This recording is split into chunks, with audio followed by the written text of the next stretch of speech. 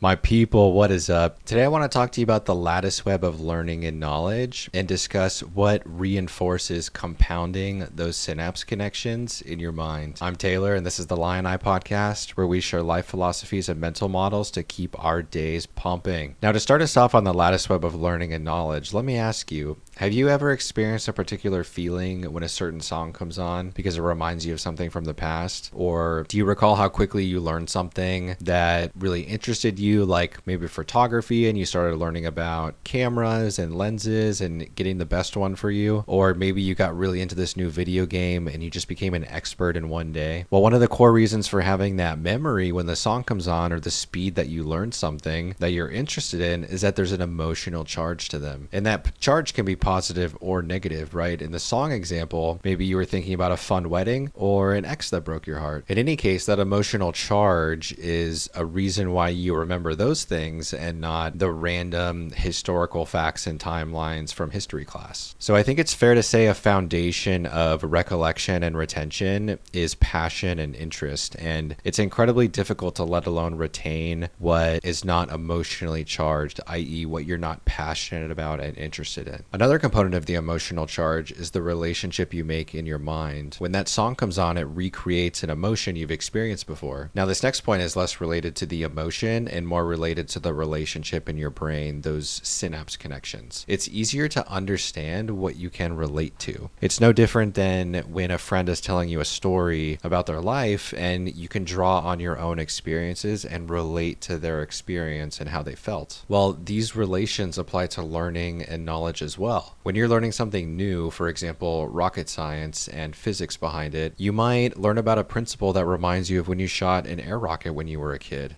Not only did you have that experience of the actual physics principle back then, but it's also likely emotionally charged, right? You probably had a really exciting time when you shot that air rocket when you were a kid. So not only is this synapse connection with this new physics principle relatable through the experience, but it's also inherently emotionally charged. So that's a super strong neural connection, and you'll likely remember that principle easier than other things you might not have a memory about. So what does all this mean? Well, it means that your mind and the emotional charge of life experiences is a reinforcing mechanism for more learning and knowledge and retaining it in your lifetime. You retain what you can relate to and what you understand. And once you have those basics, you can compound them into more advanced concepts. And there's absolutely cross-pollination between different fields of study. I bet you can think of things off the top of your head where you are researching something in one area and then you go to research something in a different area and you remember or see something that's related to that other field of study. So the constant pursuit of knowledge is a reinforcing philosophy. It's a lattice web in your mind that you're building with continuous and multi-factor synapse connections. Learning and knowledge begets more learning and knowledge. So what's the best way to leverage these principles? Follow your passions, follow your desires, follow your curiosity, follow whatever your hunger is for learning more and whatever interests you at that point in your life. Just continue doing and revealing more information. What you're not interested in now, you might be interested in later, so don't worry about those things right now. They'll come around in time. And as you continue this process, not only are you setting yourself up for retaining the most knowledge, but you're building the foundation of those synapse connections deep in your passions so that as you branch to other things that you may be less interested in, you'll potentially have some of those synapse connections and relationships that may make those other areas more relatable, more understandable, and therefore more interesting. Remember the rocket example with physics. As you're learning new things and retaining it, when you go to learn other things that maybe you weren't as interested in before, you'll start to see relations to maybe other things you've learned. And again, that helps with creating even interest itself. So this is a great approach to continue compounding knowledge and information on this great planet of ours. Now, what do you think about this topic? How do you relate to these concepts, and what passions resonate with you on those compounding neural connections? I want to hear about it. Put it in the comments below, and let's go get after those knowledge pursuits. I'll see you next time.